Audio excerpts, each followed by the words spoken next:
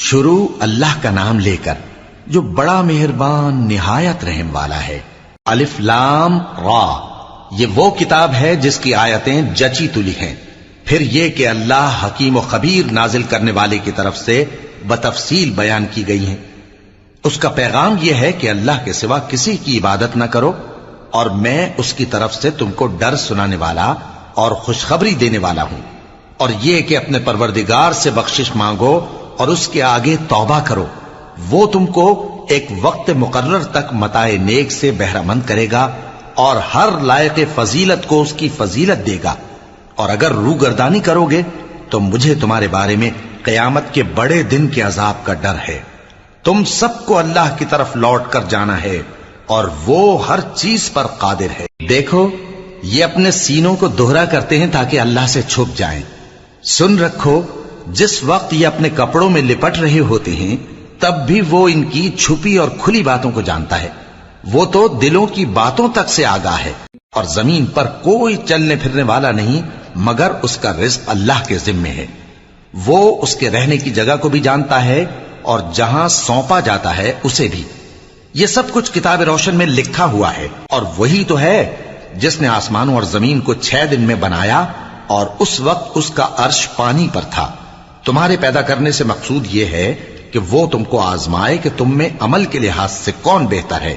اور اے نبی، اگر تم کہو کہ تم لوگ مرنے کے بعد زندہ کر کے اٹھائے جاؤ گے تو کافر کہہ دیں گے کہ یہ تو کھلا جادو ہوا، اور اگر ایک مدت معین تک ہم ان سے عذاب روک دیں تو کہیں گے کہ کون سی چیز عذاب کو روکے ہوئے ہے۔ دیکھو، جس روز وہ ان پر واقع ہوگا پھر ٹلنے کا نہیں، اور جس چیز کا یہ مذاق اڑاتے ہیں وہ ان کو گھیر لے گی۔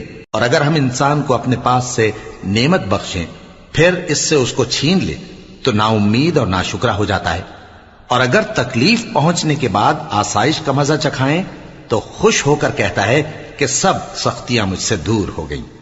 بے شک وہ ہے ہی خوشی میں مست ہو جانے والا، بڑا فخر جتانے والا۔ ہاں، جنہوں نے صبر کیا اور عمل نیک کیے، یہی ہیں جن کے لیے بخشش اور اجر عظیم ہے۔ تو شاید تم کچھ چیز وہی میں سے جو تمہارے پاس آتی ہے چھوڑ دو، اور اس خیال سے تمہارا دل تنگ ہو کہ کافر یہ کہنے لگیں کہ اس پر کوئی خزانہ کیوں نہیں نازل ہوا، یا اس کے ساتھ کوئی فرشتہ کیوں نہیں آیا۔ اے نبی، تم تو صرف نصیحت کرنے والے ہو، اور اللہ ہر چیز کا نگہبان ہے۔ کیا یہ لوگ کہتے ہیں کہ اس نے قرآن از خود بنا لیا ہے؟ کہہ دو کہ اگر سچے ہو تو تم بھی ایسی 10 صورتیں بنا لاؤ، اور اللہ کے سوا جس جس کو بلا سکتے ہو بلا بھی لو۔ بس اگر وہ تمہاری بات قبول نہ کریں تو جان لو کہ یہ قرآن اللہ کے علم سے اترا ہے، اور یہ کہ اس کے سوا کوئی معبود نہیں۔ تو کیا تم لوگ اسلام لاتے ہو؟ جو لوگ دنیا کی زندگی اور اس کی زیب و زینت کے طالب ہوں، ہم ان کے اعمال کا بدلہ انہیں دنیا ہی میں دے دیتے ہیں، اور اس میں ان کی حق تلفی نہیں کی جاتی۔ یہ وہ لوگ ہیں جن کے لیے آخرت میں آتش جہنم کے سوا اور کچھ نہیں، اور جو عمل انہوں نے دنیا میں کیے سب برباد، اور جو کچھ یہ کرتے رہے سب ضائع ہوا۔ بھلا جو لوگ اپنے پروردگار کی طرف سے دلیل روشن رکھتے ہوں اور ان کے ساتھ ایک آسمانی گواہ بھی اس کی جانب سے ہو، اور اس سے پہلے موسیٰ کی کتاب ہو جو پیشوا اور رحمت ہے، تو کیا وہ قرآن پر ایمان نہیں لائیں گے؟ یہی لوگ تو اس پر ایمان لاتے ہیں، اور جو کوئی اور فرقوں میں سے اس سے منکر ہو تو اس کا ٹھکانہ آگ ہے۔ تو تم اس قرآن سے شک میں نہ ہونا، یہ تمہارے پروردگار کی طرف سے حق ہے، لیکن اکثر لوگ ایمان نہیں لاتے۔ اور اس سے بڑھ کر ظالم کون ہوگا جو اللہ پر جھوٹ باندھے؟ ایسے لوگ اپنے رب کے سامنے پیش کیے جائیں گے اور گواہ کہیں گے کہ یہی لوگ ہیں جنہوں نے اپنے پروردگار پر جھوٹ بولا تھا۔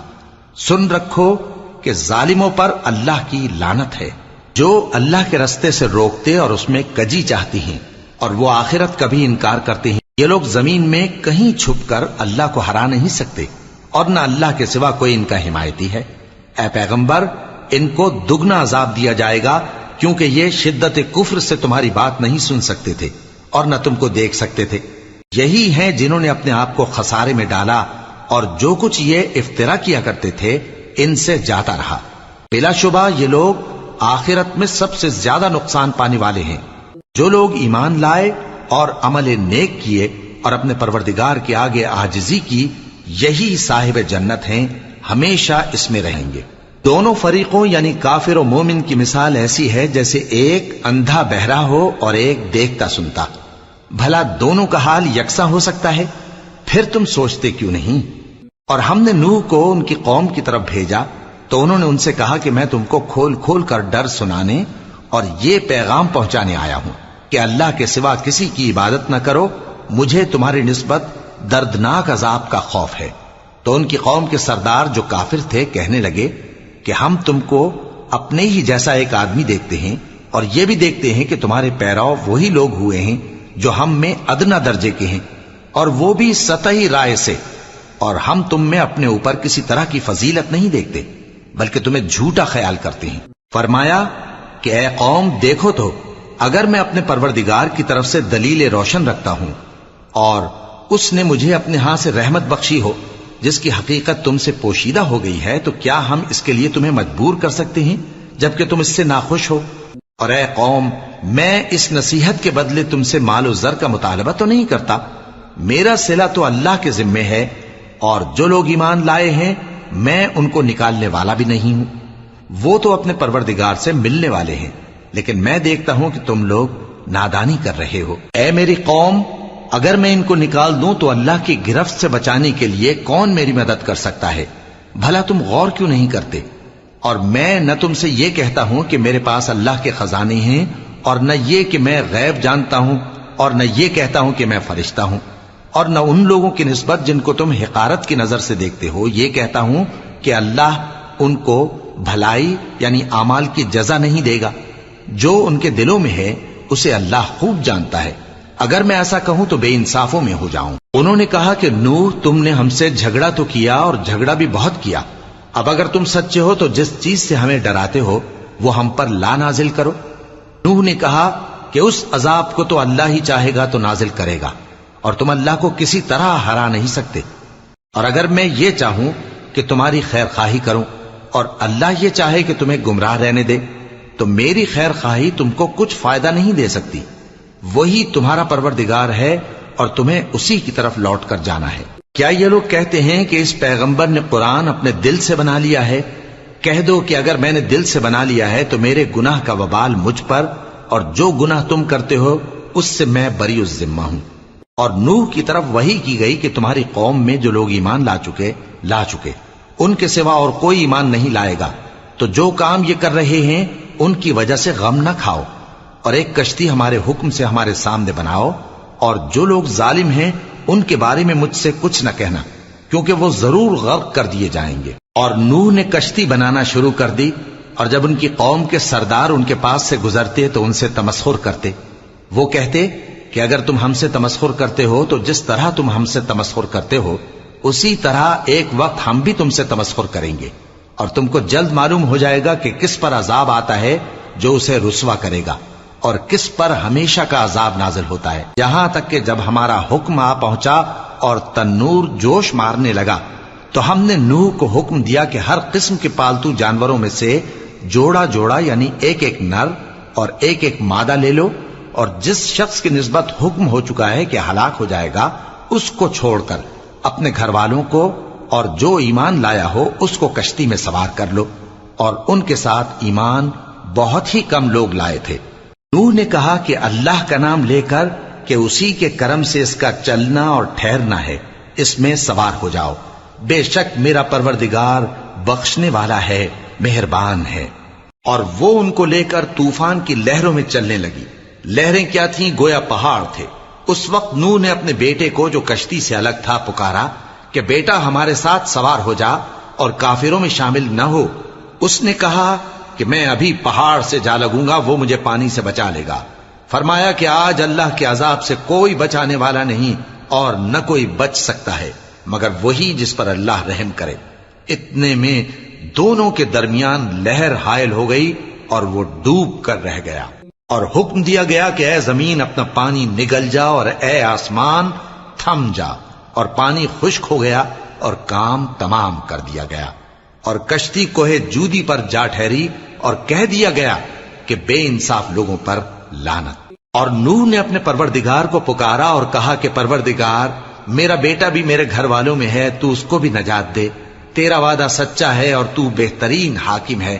اللہ نے فرمایا کہ اے نوح، وہ تیرے گھر والوں میں نہیں ہے، وہ تو سراسر بدعمل ہے، تو جس چیز کی تم کو حقیقت معلوم نہیں اس کے بارے میں مجھ سے درخواست ہی نہ کرو، اور میں تم کو نصیحت کرتا ہوں کہ نادان نہ بنو۔ نوح نے کہا پروردگار، میں تجھ سے پناہ مانگتا ہوں کہ ایسی چیز کی تجھ سے درخواست کروں جس کی حقیقت مجھے معلوم نہیں، اور اگر تو مجھے نہیں بخشے گا اور مجھ پر رحم نہیں فرمائے گا تو میں تباہ ہو جاؤں گا۔ حکم ہوا کہ نوح ہماری طرف سے سلامتی اور برکتوں کے ساتھ جو تم پر اور تمہارے ساتھ کی جماعتوں پر نازل کی گئی ہیں اتر آؤ، اور کچھ اور جماعتیں ہوں گی جن کو ہم دنیا کے فوائد سے بہرہ مند کریں گے، پھر ان کو ہماری طرف سے عذاب علیم پہنچے گا۔ یہ حالات غیب کی خبروں میں سے ہیں جو ہم تمہاری طرف بھیجتے ہیں، اور اس سے پہلے نہ تم ہی ان کو جانتے تھے اور نہ تمہاری قوم ہی ان سے واقف تھی، تو صبر کرو کہ انجام پرہیزگاروں ہی کا بھلا ہے۔ اور ہم نے قوم عاد کی طرف ان کے بھائی ہود کو بھیجا، انہوں نے کہا اے میری قوم، اللہ ہی کی عبادت کرو، اس کے سوا تمہارا کوئی معبود نہیں، تم شرک کر کے اللہ پر محض بہتان باندھتے ہو۔ میری قوم، میں اس واعظ و نصیحت کا تم سے کچھ صلہ نہیں مانگتا، میرا صلہ تو اس کے ذمے ہے جس نے مجھے پیدا کیا، بھلا تم سمجھتے کیوں نہیں؟ اور اے قوم، اپنے پروردگار سے بخشش مانگو، پھر اس کے آگے توبہ کرو، وہ تم پر آسمان سے موسلا دھار بارش برسائے گا اور تمہاری طاقت پر طاقت بڑھائے گا، اور دیکھو گناہگار بن کر روگردانی نہ کرو۔ وہ بولے ہود، تم ہمارے پاس کوئی دلیل ظاہر نہیں لائے، اور ہم صرف تمہارے کہنے سے نہ اپنے معبودوں کو چھوڑنے والے ہیں اور نہ تم پر ایمان لانے والے ہیں، ہم تو یہ سمجھتے ہیں کہ ہمارے کسی معبود نے تمہیں تکلیف پہنچا کر دیوانہ کر دیا ہے۔ انہوں نے کہا کہ میں اللہ کو گواہ کرتا ہوں اور تم بھی گواہ رہو کہ جن کو تم اللہ کا شریک بناتے ہو میں ان سے بیزار ہوں، یعنی جن کی اللہ کے سوا عبادت کرتے ہو، تو تم سب مل کر میرے بارے میں جو تدبیر کرنی چاہو کر لو اور مجھے مہلت نہ دو۔ میں اللہ پر جو میرا اور تمہارا سب کا پروردگار ہے بھروسہ رکھتا ہوں، زمین پر جو چلنے پھرنے والا ہے وہ اللہ کے قبضہ قدرت میں ہے، بے شک میرا پروردگار سیدھے رستے پر ہے۔ اب اگر تم روگردانی کرو گے تو جو پیغام میرے ذریعے تمہاری طرف بھیجا گیا ہے وہ میں نے تمہیں پہنچا دیا ہے، اور میرا پروردگار تمہاری جگہ اور لوگوں کو لا بسائے گا، اور تم اللہ کا کچھ بھی نہیں بگاڑ سکو گے، میرا پروردگار تو ہر چیز پر نگہبان ہے۔ اور جب ہمارا حکم عذاب آ پہنچا تو ہم نے ہود کو اور جو لوگ ان کے ساتھ ایمان لائے تھے ان کو اپنی مہربانی سے بچا لیا اور انہیں عذاب شدید سے نجات دی۔ یہ وہی قوم عاد ہے جس نے اللہ کی نشانیوں سے انکار کیا اور اس کے پیغمبروں کی نافرمانی کی اور ہر سرکش و متکبر کا کہا مانا، اور اس دنیا میں بھی لعنت ان کے پیچھے لگی رہی اور قیامت کے دن بھی لگی رہے گی۔ دیکھو قوم عاد نے اپنے پروردگار سے کفر کیا، اور سن رکھو قوم عاد پر پھٹکار ہے جو ہود کی قوم تھی۔ اور قوم سمود کی طرف ان کے بھائی صالح کو بھیجا تو انہوں نے کہا اے قوم، اللہ ہی کی عبادت کرو، اس کے سوا تمہارا کوئی معبود نہیں، اسی نے تم کو زمین سے پیدا کیا اور اس میں آباد کیا، تو اس سے مغفرت مانگو اور اس کے آگے توبہ کرو، بے شک میرا پروردگار نزدیک بھی ہے اور دعا کا قبول کرنے والا بھی ہے۔ انہوں نے کہا کہ صالح، اس سے پہلے ہم تم سے کئی طرح کی امیدیں رکھتے تھے، اب وہ منقطع ہو گئی، کیا تم ہم کو ان چیزوں سے منع کرتے ہو جن کو ہمارے بزرگ پوجتے آئے ہیں؟ اور جس بات کی طرف تم ہمیں بلاتے ہو اس کی طرف سے ہم بڑے بھاری شک میں ہیں۔ صالح نے کہا اے میری قوم، بھلا دیکھو تو اگر میں اپنے پروردگار کی طرف سے کھلی دلیل پر ہوں اور اس نے مجھے اپنے ہاتھ سے نبوت کی نعمت بخشی ہو، تو اگر میں اللہ کی نافرمانی کروں تو اس کے سامنے میری کون مدد کرے گا؟ تم تو کفر کی باتوں سے میرا نقصان ہی کرتے ہو۔ اور یہ بھی کہا کہ اے قوم، یہ اللہ کی اونٹنی تمہارے لیے ایک نشانی یعنی معجزہ ہے، تو اس کو چھوڑ دو کہ اللہ کی زمین میں جہاں چاہے چرتی پھرے، اور اس کو کسی طرح کی تکلیف نہ دینا ورنہ تمہیں جلد عذاب آ پکڑے گا۔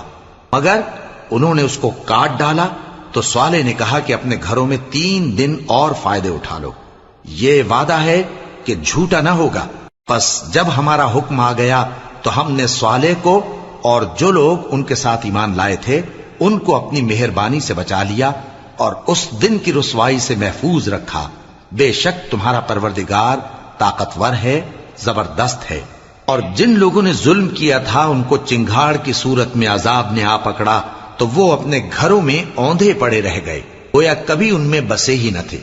سن رکھو کہ قوم سمود نے اپنے پروردگار سے کفر کیا، اور سن رکھو قوم سمود پر پھٹکار ہے۔ اور ہمارے فرشتے ابراہیم کے پاس بشارت لے کر آئے تو سلام کہا، انہوں نے بھی جواب میں سلام کہا۔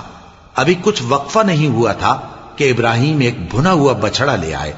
پھر جب دیکھا کہ ان کے ہاتھ کھانے کی طرف نہیں بڑھتے، یعنی وہ کھانا نہیں کھاتے، تو ان کو اجنبی سمجھ کر دل میں خوف کیا۔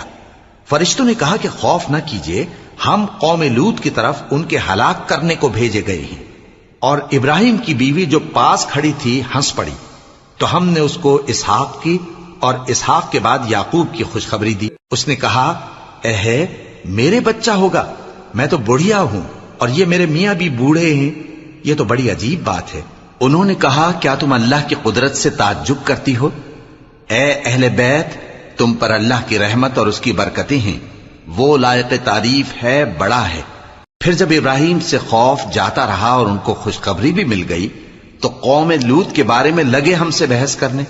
بے شک ابراہیم بڑے تحمل والے، نرم دل اور رجوع کرنے والے تھے۔ اے ابراہیم، اس بات کو جانے دو، تمہارے پروردگار کا حکم آ پہنچا ہے اور ان لوگوں پر عذاب آنے والا ہے جو کبھی نہیں ٹلنے کا۔ اور جب ہمارے فرشتے لوط کے پاس آئے تو وہ ان کے آنے سے غمناک اور تنگ دل ہوئے اور کہنے لگے کہ آج کا دن بڑی مشکل کا دن ہے۔ اور لوط کی قوم کے لوگ ان کے پاس بے تحاشا دوڑتے ہوئے آئے، اور یہ لوگ پہلے ہی سے انتہائی بےہودہ حرکتیں کیا کرتے تھے۔ لوط نے کہا کہ اے بھائیو، یہ جو میری قوم کی لڑکیاں ہیں یہ تمہارے لیے جائز اور پاک ہیں، تو اللہ سے ڈرو اور میرے مہمانوں کے بارے میں مجھے بے آبرو نہ کرو۔ کیا تم میں کوئی بھی شائستہ آدمی نہیں؟ وہ بولے، تم کو معلوم ہے کہ تمہاری ان بیٹیوں کی ہمیں کچھ حاجت نہیں، اور جو ہماری غرض ہے اسے تم خوب جانتے ہو۔ لوط نے کہا، اے کاش مجھ میں تمہارے مقابلے کی طاقت ہوتی، یا میں کسی مضبوط قلعے میں پناہ لے لیتا۔ فرشتوں نے کہا، اے لوط، ہم تمہارے پروردگار کے فرشتے ہیں، یہ لوگ ہرگز تم تک نہیں پہنچ سکیں گے، تو کچھ رات رہے سے اپنے گھر والوں کو لے کر چل دو، اور تم میں سے کوئی شخص پیچھے مڑ کر نہ دیکھے، مگر تمہاری بیوی کے جو آفت ان پر پڑنے والی ہے وہی اس پر بھی پڑے گی۔ ان کے عذاب کے وعدے کا وقت صبح ہے، اور کیا صبح کچھ دور ہے؟ پھر جب ہمارا حکم آیا ہم نے اس بستی کو الٹ کر نیچے اوپر کر دیا اور ان پر پتھر کی تہ بتہ کنکریاں برسائیں جن پر تمہارے پروردگار کے ہاں سے نشان کیے ہوئے تھے، اور وہ بستی ان ظالموں سے کچھ دور نہیں۔ اور مدین کی طرف ان کے بھائی شعیب کو بھیجا تو انہوں نے کہا کہ اے قوم، اللہ ہی کی عبادت کرو کہ اس کے سوا تمہارا کوئی معبود نہیں، اور ناپ اور تول میں کمی نہ کیا کرو، میں تو تم کو آسودہ حال دیکھتا ہوں، اور اگر تم ایمان نہ لاؤ گے تو مجھے تمہارے بارے میں ایک ایسے دن کے عذاب کا خوف ہے جو تم کو گھیر کر رہے گا۔ اور اے میری قوم، ناپ اور تول انصاف کے ساتھ پوری پوری کیا کرو، اور لوگوں کو ان کی چیزیں کم نہ دیا کرو، اور زمین میں خرابی کرتے نہ پھرو۔ اگر تم کو میرے کہنے کا یقین ہو تو اللہ کا دیا ہوا نفع ہی تمہارے لیے بہتر ہے، اور میں تمہارا نگہبان نہیں ہوں۔ انہوں نے کہا، اے شعیب، کیا تمہاری نماز تمہیں یہ سکھاتی ہے کہ جن کو ہمارے باپ دادا پوجتے آئے ہیں ہم ان کو ترک کر دیں، یا اپنے مال میں تصرف کرنا چاہیں تو نہ کریں؟ تم تو بڑے نرم دل اور بڑے سیدھے ہو۔ انہوں نے کہا کہ اے قوم، دیکھو تو، اگر میں اپنے پروردگار کی طرف سے دلیل روشن پر ہوں اور اس نے اپنے ہاں سے مجھے نیک روزی دی ہو تو کیا میں اپنا فرض ادا نہ کروں؟ اور میں نہیں چاہتا کہ جس بات سے میں تمہیں منع کروں خود اس کو کرنے لگوں۔ میں تو جہاں تک مجھ سے ہو سکے تمہارے معاملات کی اصلاح چاہتا ہوں، اور اس بارے میں مجھے توفیق کا ملنا اللہ ہی کے فضل سے ہے۔ میں اسی پر بھروسہ رکھتا ہوں اور اسی کی طرف رجوع کرتا ہوں۔ اور اے قوم، میری مخالفت تم سے کوئی ایسا کام نہ کرا دے کہ جیسی مصیبت نوح کی قوم یا ہود کی قوم یا صالح کی قوم پر واقع ہوئی تھی ویسی ہی مصیبت تم پر واقع ہو۔ اور لوط کی قوم کا زمانہ تو تم سے کچھ دور نہیں، اور اپنے پروردگار سے بخشش مانگو اور اس کے آگے توبہ کرو، بے شک میرا پروردگار بڑا مہربان ہے، بہت محبت کرنے والا ہے۔ انہوں نے کہا کہ شعیب، تمہاری بہت سی باتیں ہماری سمجھ میں نہیں آتی، اور ہم دیکھتے ہیں کہ تم ہم میں کمزور بھی ہو، اور اگر تمہارے بھائی بند نہ ہوتے تو ہم تم کو سنسار کر دیتے، اور تم ہم پر کسی طرح بھی غالب نہیں ہو۔ انہوں نے کہا کہ اے قوم، کیا میرے بھائی بندوں کا دباؤ تم پر اللہ سے زیادہ ہے، اور اس کو تم نے پیٹھ پیچھے ڈال رکھا ہے؟ میرا پروردگار تو تمہارے سب اعمال کا احاطہ کیے ہوئے ہے۔ اور اے قوم، تم اپنی جگہ کام کیے جاؤ، میں اپنی جگہ کام کیے جاتا ہوں۔ تم کو ان قریب معلوم ہو جائے گا کہ رسوا کرنے والا عذاب کس پر آتا ہے اور جھوٹا کون ہے، اور تم بھی انتظار کرو، میں بھی تمہارے ساتھ انتظار کرتا ہوں۔ اور جب ہمارا حکم آ پہنچا تو ہم نے شعیب کو اور جو لوگ ان کے ساتھ ایمان لائے تھے ان کو تو اپنی رحمت سے بچا لیا، اور جو ظالم تھے ان کو چنگھاڑ نے آ دبوچا، تو وہ اپنے گھروں میں اوندھے پڑے رہ گئے، گویا ان میں کبھی بسے ہی نہ تھے۔ سن رکھو کہ مدین پر ویسی ہی پھٹکار ہے جیسی سمود پر پھٹکار تھی، اور ہم نے موسیٰ کو اپنی نشانیاں اور دلیل روشن دے کر بھیجا فرعون اور اس کے سرداروں کی طرف، تو وہ فرعون ہی کے حکم پر چلتے رہے، حالانکہ فرعون کا حکم درست نہیں تھا۔ وہ قیامت کے دن اپنی قوم کے آگے آگے چلے گا، پھر ان کو دوزخ میں جا اتارے گا، اور جس مقام پر وہ اتارے جائیں گے وہ برا ہے۔ اور اس جہان میں بھی لعنت ان کے پیچھے لگا دی گئی، اور قیامت کے دن بھی پیچھے لگی رہے گی۔ جو انعام ان کو ملا ہے برا ہے۔ یہ پرانی بستیوں کے تھوڑے سے حالات ہیں جو ہم تم سے بیان کرتے ہیں، ان میں سے بعض تو باقی ہیں اور بعض تہس نہس ہو گئیں۔ اور ہم نے ان لوگوں پر ظلم نہیں کیا بلکہ انہوں نے خود اپنے اوپر ظلم کیا۔ غرض جب تمہارے پروردگار کا حکم آ پہنچا تو جن معبودوں کو وہ اللہ کے سوا پکارا کرتے تھے وہ ان کے کچھ بھی کام نہ آئے، اور بربادی کے سوا انہیں اور کچھ نہ دے سکے۔ اور تمہارا پروردگار جب نافرمان بستیوں کو پکڑا کرتا ہے تو اس کی پکڑ اسی طرح کی ہوتی ہے، بے شک اس کی پکڑ دکھ دینے والی سخت ہے۔ ان قصوں میں اس شخص کے لیے جو عذاب آخرت سے ڈرے عبرت ہے۔ یہ وہ دن ہوگا جس میں سب اکٹھے کیے جائیں گے، اور یہی وہ دن ہوگا جس میں سب اللہ کے روبرو حاضر کیے جائیں گے، اور ہم اس کے لانے میں ایک وقت معین تک تاخیر کر رہے ہیں۔ جس روز وہ آ جائے گا تو کوئی شخص اللہ کے حکم کے بغیر بول بھی نہیں سکے گا۔ پھر ان میں سے کچھ بدبخت ہوں گے اور کچھ نیک بخت۔ تو جو بدبخت ہوں گے وہ دوزخ میں ڈال دیے جائیں گے، اس میں ان کو چلانا اور دھاڑنا ہوگا۔ جب تک آسمان و زمین ہیں وہ اسی میں رہیں گے مگر جتنا تمہارا پروردگار چاہے۔ بے شک تمہارا پروردگار جو چاہتا ہے کر دیتا ہے۔ اور جو نیک بخت ہوں گے وہ بہشت میں داخل کیے جائیں گے، اور جب تک آسمان اور زمین ہیں ہمیشہ اسی میں رہیں گے مگر جتنا تمہارا پروردگار چاہے۔ یہ اللہ کی بخشش ہے جو کبھی منقطع نہیں ہوگی۔ تو یہ لوگ جو غیر اللہ کی پرستش کرتے ہیں اس سے تم شک میں نہ پڑنا، یہ اسی طرح پرستش کرتے ہیں جس طرح پہلے سے ان کے باپ دادا پرستش کرتے آئے ہیں، اور ہم ان کو ان کا حصہ پورا پورا بغیر کچھ کم کیے دینے والے ہیں۔ اور ہم نے موسیٰ کو کتاب دی تو اس میں اختلاف کیا گیا، اور اگر تمہارے پروردگار کی طرف سے ایک بات پہلے نہ ہو چکی ہوتی تو ان میں فیصلہ کر دیا جاتا، اور وہ تو اس کی طرف سے بڑے بھاری شک میں پڑے ہوئے ہیں۔ اور تمہارا پروردگار ان سب کو قیامت کے دن ان کے اعمال کا پورا پورا بدلہ دے گا، بے شک جو عمل یہ کرتے ہیں وہ اس سے واقف ہے۔ سو اے پیغمبر، جیسا تم کو حکم ہوتا ہے اس پر تم اور جو لوگ تمہارے ساتھ تائب ہوئے ہیں قائم رہو، اور حد سے تجاوز نہ کرنا، وہ تمہارے سب اعمال کو دیکھ رہا ہے۔ اور مسلمانوں، جو لوگ ظالم ہیں ان کی طرف مائل نہ ہونا، نہیں تو تمہیں بھی دوزخ کی آگ آ لپٹے گی، اور اللہ کے سوا تمہارے کوئی دوست نہیں ہوں گے، پھر تمہیں کوئی مدد بھی نہ ملے گی۔ اور دن کے دونوں سروں یعنی صبح اور شام کے اوقات میں اور رات کی چند ساعتوں میں نماز پڑھا کرو، کچھ شک نہیں کہ نیکیاں گناہوں کو دور کر دیتی ہیں۔ یہ ان کے لیے نصیحت ہے جو نصیحت قبول کرنے والے ہیں۔ اور صبر کیے رہو کہ اللہ نیکوکاروں کا اجر ضائع نہیں کرتا۔ تو جو امتیں تم سے پہلے گزر چکی ہیں ان میں ایسے ہوش مند کیوں نہ ہوئے جو ملک میں خرابی کرنے سے روکتے؟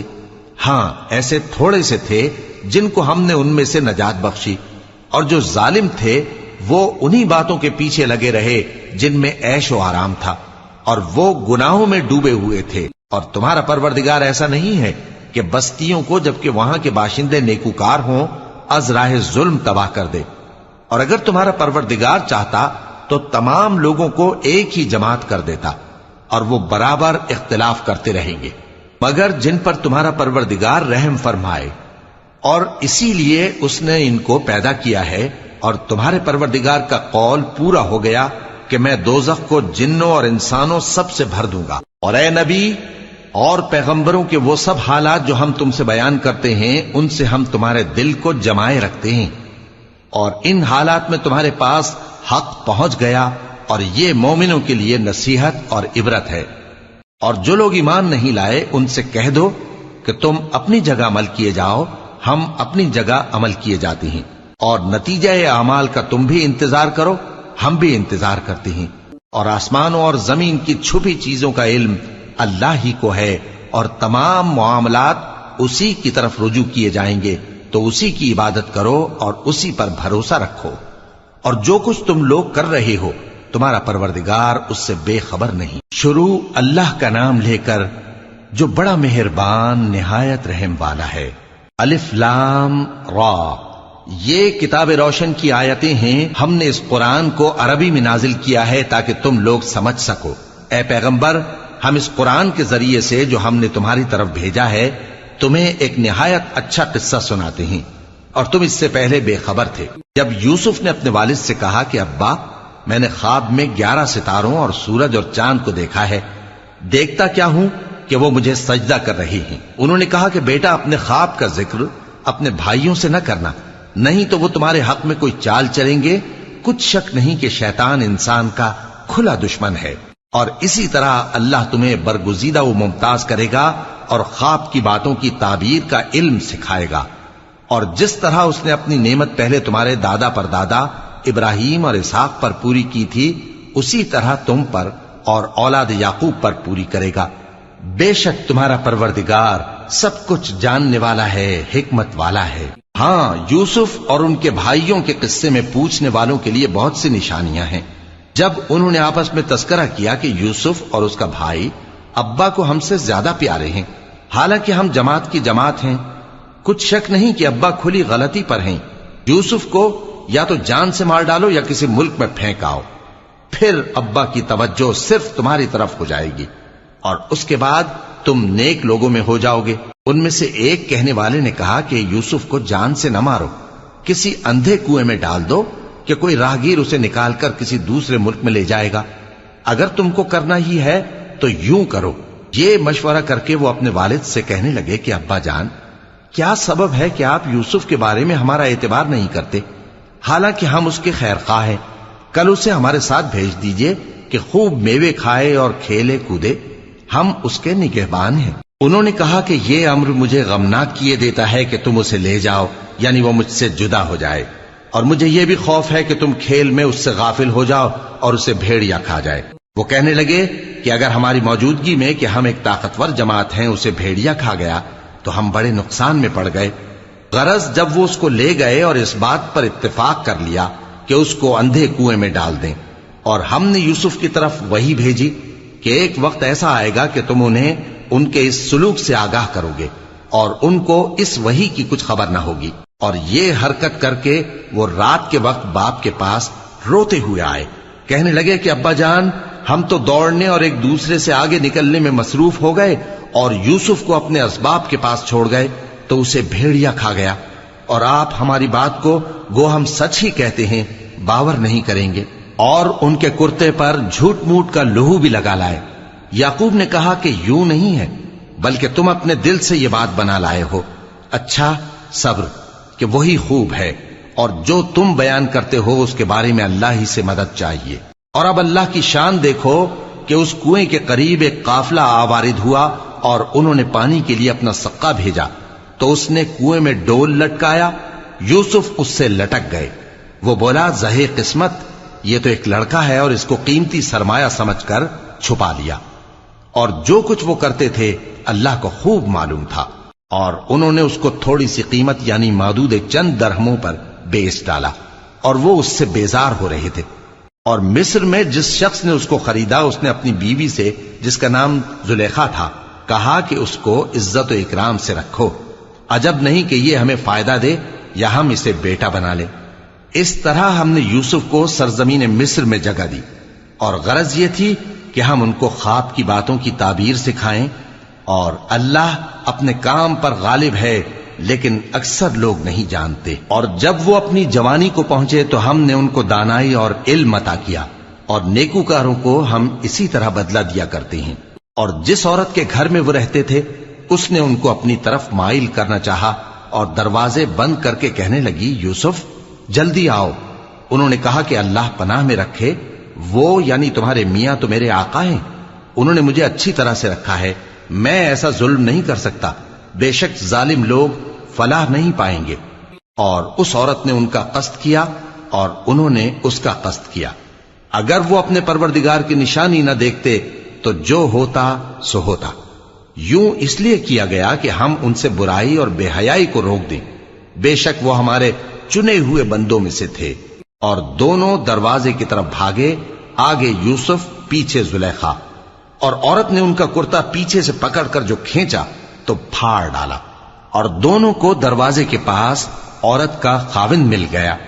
تو عورت بولی کہ جو شخص تمہاری بیوی کے ساتھ برا ارادہ کرے اس کی اس کے سوا کیا سزا ہے کہ یا تو قید کیا جائے یا اسے دکھ کا عذاب دیا جائے۔ یوسف نے کہا، اسی نے مجھ کو اپنی طرف مائل کرنا چاہا تھا، اور اس کے خاندان میں سے ایک گواہ نے گواہی دی کہ اگر اس کا کرتا آگے سے پھٹا ہو تو یہ سچی اور یوسف جھوٹا ہے، اور اگر کرتا پیچھے سے پھٹا ہو تو یہ جھوٹی اور وہ سچا ہے۔ سو جب اس کا کرتا دیکھا تو پیچھے سے پھٹا تھا، تب اس نے زلیخا سے کہا کہ یہ تمہارا ہی فریب ہے، اور کچھ شک نہیں کہ تم عورتوں کے فریب بڑے بھاری ہوتے ہیں۔ یوسف اس بات کا خیال نہ کر، اور زلیخا تو اپنے گناہ کی بخشش مانگ، بے شک خطا تیری ہی ہے۔ اور شہر میں عورتیں گفتگویں کرنے لگیں کہ عزیز کی بیوی اپنے غلام کو اپنی طرف مائل کرنا چاہتی ہے، اور اس کی محبت اس کے دل میں گھر کر گئی ہے، ہم دیکھتی ہیں کہ وہ کھلی گمراہی میں ہے۔ پھر جب زلیخا نے ان عورتوں کی گفتگو جو حقیقت میں دیدار یوسف کے لیے ایک چال تھی سنی، تو ان کے پاس دعوت کا پیغام بھیجا، اور ان کے لیے ایک محفل مرتب کی، اور پھل تراشنے کے لیے ہر ایک کو ایک ایک چھری دی، اور یوسف سے کہا کہ ان کے سامنے آؤ۔ جب عورتوں نے ان کو دیکھا تو ان کا روب حسن ان پر ایسا چھا گیا کہ پھل تراشتے تراشتے اپنے ہاتھ کاٹ لیے، اور بے ساختہ بول اٹھیں کہ اللہ پاک ہے، یہ آدمی نہیں، یہ تو کوئی بزرگ فرشتہ ہے۔ زلیخا نے کہا، تو یہ وہی ہے جس کے بارے میں تم مجھے تانے دیتی تھیں، اور بے شک میں نے اس کو اپنی طرف مائل کرنا چاہا مگر یہ بچا رہا، اور اگر یہ وہ کام نہ کرے گا جو میں اسے کہتی ہوں تو قید کر دیا جائے گا اور ذلیل ہوگا۔ یوسف نے دعا کی کہ پروردگار، جس کام کی طرف یہ مجھے بلاتی ہیں اس کی نسبت مجھے قید پسند ہے، اور اگر تو مجھ سے ان کے فریب کو نہ ہٹائے گا تو میں ان کی طرف مائل ہو جاؤں گا اور نادانوں میں سے ہو جاؤں گا۔ پس ان کے رب نے ان کی دعا قبول کر لی اور ان سے عورتوں کا داؤں ٹال دیا، بے شک وہی تو سننے والا ہے، جاننے والا ہے۔ پھر باوجود اس کے کہ وہ لوگ ان کی بے گناہی کے نشان دیکھ چکے تھے، ان کی رائے یہی ٹھہری کہ کچھ عرصے کے لیے ان کو قید ہی کر دیں۔ اور ان کے ساتھ دو اور جوان بھی داخل زندہ ہوئے۔ ایک نے ان میں سے کہا کہ میں نے خواب دیکھا ہے، دیکھتا کیا ہوں کہ شراب کے لیے انگور نچوڑ رہا ہوں۔ دوسرے نے کہا کہ میں نے بھی خواب دیکھا ہے، میں یہ دیکھتا ہوں کہ اپنے سر پر روٹیاں اٹھائے ہوئے ہوں اور پرندے ان میں سے کھا رہے ہیں، تو ہمیں ان کی تعبیر بتا دیجئے کہ ہم تمہیں نیکوکار دیکھتے ہیں۔ یوسف نے کہا کہ جو کھانا تم کو ملنے والا ہے وہ آنے نہیں پائے گا کہ میں اس سے پہلے تم کو اس کی تعبیر بتا دوں گا۔ یہ ان باتوں میں سے ہے جو میرے پروردگار نے مجھے سکھائی ہیں۔ جو لوگ اللہ پر ایمان نہیں لاتے اور آخرت کا انکار کرتے ہیں، میں نے ان کا مذہب چھوڑ دیا ہے، اور میں اپنے باپ دادا ابراہیم اور اسحاق اور یعقوب کے مذہب پر چلتا ہوں۔ ہمیں شایع نہیں ہے کہ کسی چیز کو اللہ کے ساتھ شریک بنائیں، یہ اللہ کا فضل ہے ہم پر بھی اور لوگوں پر بھی، لیکن اکثر لوگ شکر نہیں کرتے۔ اے میرے قید خانے کے رفیقو، بھلا کئی جدا جدا آقا اچھے یا اللہ جو اکیلا ہے سب پر غالب ہے؟ جن چیزوں کی تم اللہ کے سوا پرستش کرتے ہو وہ صرف نام ہی نام ہیں جو تم نے اور تمہارے باپ دادا نے رکھ لیے ہیں، اللہ نے ان کی کوئی سند نازل نہیں کی۔